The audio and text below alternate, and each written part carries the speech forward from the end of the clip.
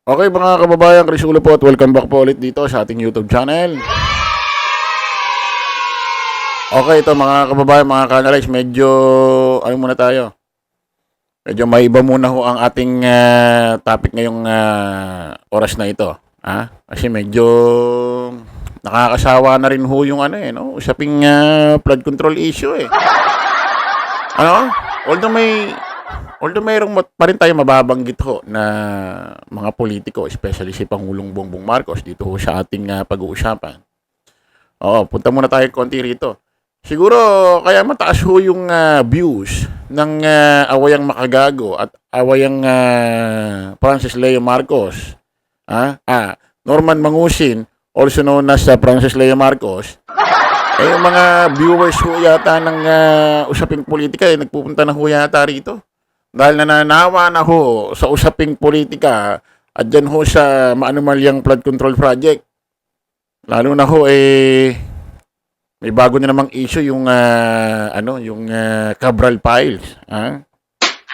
Isipin mo, tatawid na naman tayo sa usaping issue yung Cabral Files. Yung pinangako ni Ombudsman Boying Rimulya na makukulong. Hindi pa nga nakukulong, wala pa nga warrant hanggang ngayon. Tapos punta na naman tayo, talo na naman tayo sa isyung Cabral Files.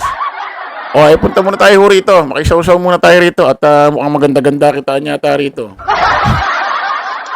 Siguro pamilyar naman ho kayo mga kababayan, mga ka-analyze, especially nag-YouTube, nag-Facebook, sa awayang Makagago, what's up man, versus dito ho kay Norman Mangusin o mas kilala hong Francis Leo Marcos. Dapat di ko talaga itatapik ito kaso ito hong si Mark Jason Warco Nalahewa or also known as Makagago what's up man ay meron hong ipinous. Ano ho kasi ito medyo ilang araw, linggo hindi nag-content, no? Medyo ilang linggo hindi niya nagatasan si FLM dahil galing mo sa bakasyon ng kanyang pamilya. Ngayon pagbalik niya, ito, tuloy na naman ang panggagatas niya kay FLM. At may pinost. Pero ito mga kababayan, magpunta muna ho tayo rito sa kasi nga nung mga time na ito kasi si FLM, itong si Norman Mangusin alias Francis Leo Marcos. Parang si Digong ho ito di ba si Digong 2016, kilala, sikat na sikat, di ba? Nung mga time nga na yun, kahit sinong tanongin mong Pilipino, who is your favorite superhero? Digong! Puro Digong. Sikat na sikat kasi. Mula 2016 pababa hanggang 2022, yung tiwala ng taong bayan kay Digong, spaghetti pababa. Magmula sa taas ng 2016, papuntang 2022, pababa. Parang ganito ho si FLM. Norman Mangusin alias Francis Leo Marcos. Magmula ho ng sumikat nung pandemic days, no? Nung 2020, sikat na sikat. Talagang kilalang kilala. Kasi namimigay ho ng bigas at nakikipagsunugan ng pera yan, di ba? Ma-sales stock pa mula 2020, kilala, sikat na sikat. Pero habang binabagtas niya yung taong 2021, 22, 23, 24, up to now, 2025, yung tiwala rin ho sa kanya ng tao na dating umahanga sa kanya, spaghetti pababa. Parang kay Digong, di ba? Ngayon, kung dati sikat na sikat ho itong si Norman Mangusin alias Francis Leo Marcos sa social media at mainstream media at ginagalang nire-respeto, ngayon ho, ay ginagawa na hong stress reliever. Pag stress ka sa buhay mo, marami kang problema, hanapin mo lang ang video ni FLM, mga ginagawa niyang mga boka ngayon sa social media, matutuwa ka na, matatawa ka na. Ginagawa na hong katatawanan. Ito kung si FLM, Francis Leo Marcos, Norman Mangusin sa social media. Kung dati nire-respeto, ngayon wala na. Parang ginagawa ng ginagawa ng parang bubugoy-bugoy. Wala na akong ginawang respeto rito sa taong ito. O paano ba naman irerespeto kung yung mga dati niyang pinagyayabang, nabubuking ngayon na puro kayabangan kasinungalingan ho.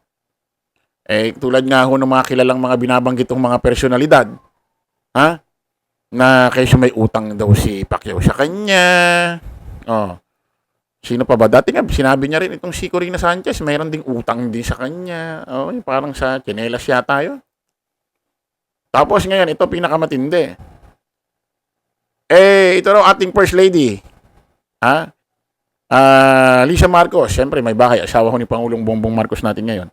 May malaki raw utang sa kanya. Aabot yata ng 40 million mahigit. Aba, teka. Ano ba ito? Totoo ba ito or isang imahinasyon? Or ginagamit niya sa mga pambobola para ho ang mga taong kaharap niya ho, personal, ay sumakay sa kanya at paniwalaan siyang big time. Tapos sa bandang huli, utang.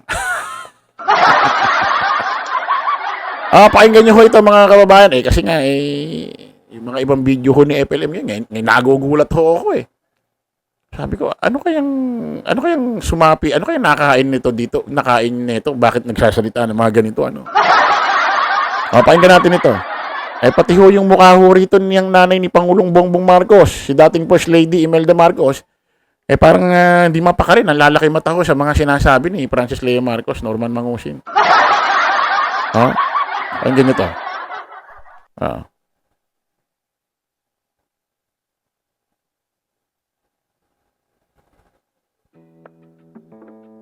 I know what happened. I know what happened to Lisa. Inaway niya ako, nasa Australia ako, inaway niya ako I know what happened. I know what happened to Lisa. I want to speak.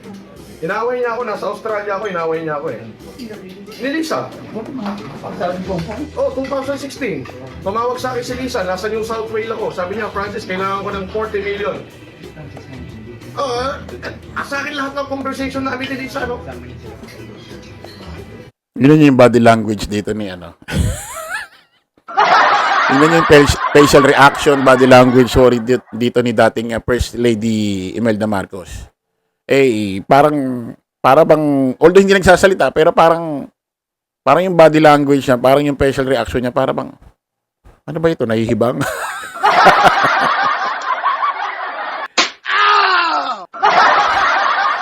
Isipin mo ang isang Lisa Marcos ay nangungutang sa kanya 41 million pesos. Kilala mo ba kung sino si Lisa Marcos? Kung saang pamilya galing yan? Araneta yan. Nangungutang sa'yo ng 41 million pesos. Baka ikaw papautangin doble-doble niyan tingnan niyo yung reaction, facial reaction. Body language, facial reaction ho ni dating First Lady Imelda Marcos. Ang ganyan. Tignan niya. I know what happened. I know what happened to Lisa. I want to speak. Inaway niya ako, nasa Australia ako, inaway niya ako Ni Lisa. 2016. Tumawag sa akin si Lisa, nasa New South Wales ako. Sabi niya, Francis, kailangan ko ng 40 million. Sa akin lahat ng conversation namin ni Lisa, ngayon, sabi ni Lisa, kailangan ko ng 40 million. Sabi ko, Manang, nasa Fort Lauderdale ako.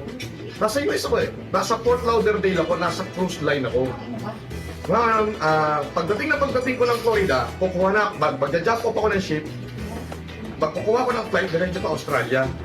From there, ita-transfer ko yung pera. Anino, binigyan niya ako ng pangalan, Ledesma Apelido. Ledesma po Apelido.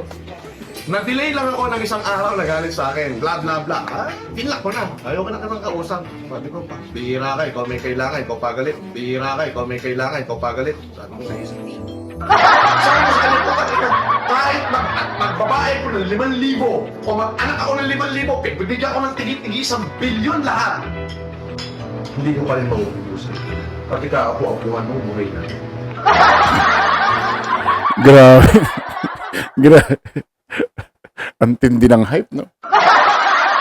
Ang tindi ng hype, no? Yung sinabi niya bandang ulit, kahit mambabae ako ng 5,000!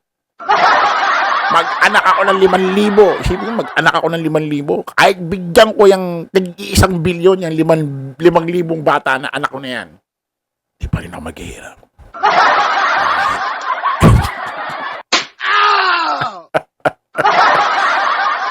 Kahit kaapu-apuan. Hindi na maghihirap. Ano point natin dito mga kababayan? Kung si Norman Mangusin alias Francis Leo Marcos nagawang bulahin, lokohin sa ganong pahayag itong si dating First Lady Imelda Marcos na dating asawa ni dating Ferdinand Marcos Sr. Malakas ang loob niya, makapal ang mukha niya, nasabihin yun. Paano pa yung ordinaryong Pilipino?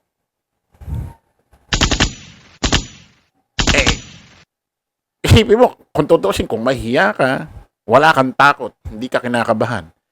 Isipin mo, ang asawa ni Ferdinand Marcos Sr., bubulahin mo ng ganon, ang lakas ng loob mo.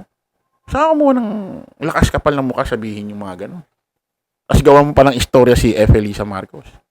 Paano pa yung simpleng tao?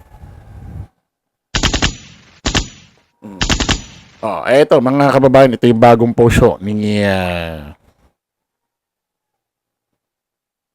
Mark Jason Warconelahewa. Ito yung kanyang FB account. Ito yung kanyang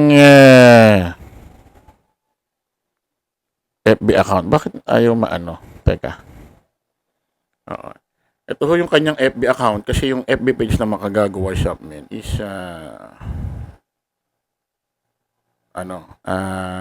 na-report yata. MJ? So dito na siya nagpo-post. Ano sabi niya sa kanyang post, mga kababayan? Basahin mo natin. Ayan. Ayan, makikita niyo sa screen. Ito si Mark Jason Warconelahewa, ito yung totoong pangalan ni Makagagawa Shopman, ha? Breaking news, ang isang flash drive na naglalaman ng mga video ni Norman Mangusin about sa mga pinagsasabi niya sa pamilyang Marcos, hawak na ng isang staff ng Malacanang, Mac Pablo. O sabi yata ng kapatid kasama ho natin, Mac Pablo.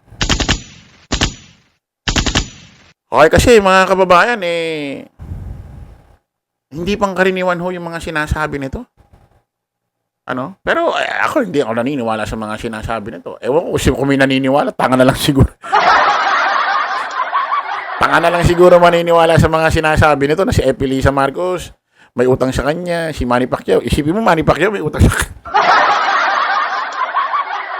No? So, hindi pang karaniwan ito. No? So, ibig sabihin, ito?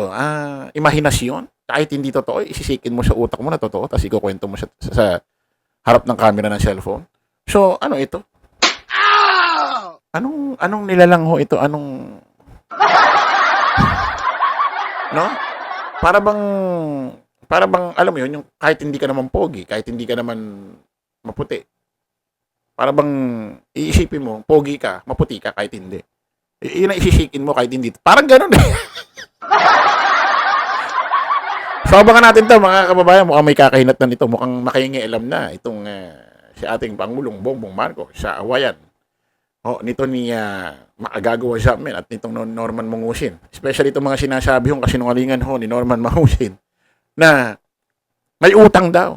Kung may utang, baka pwede mo i-follow up kung nakabayad na. Pati si Manny Pacquiao, yung sinasabi niya na may utang si Manny Pacquiao sa kanya. No? Baka pwedeng follow up naman Norman Mangusin kung kung nakabayad na ba? Okay, kita ulit tayo sa panibagong vlog. Bye-bye po.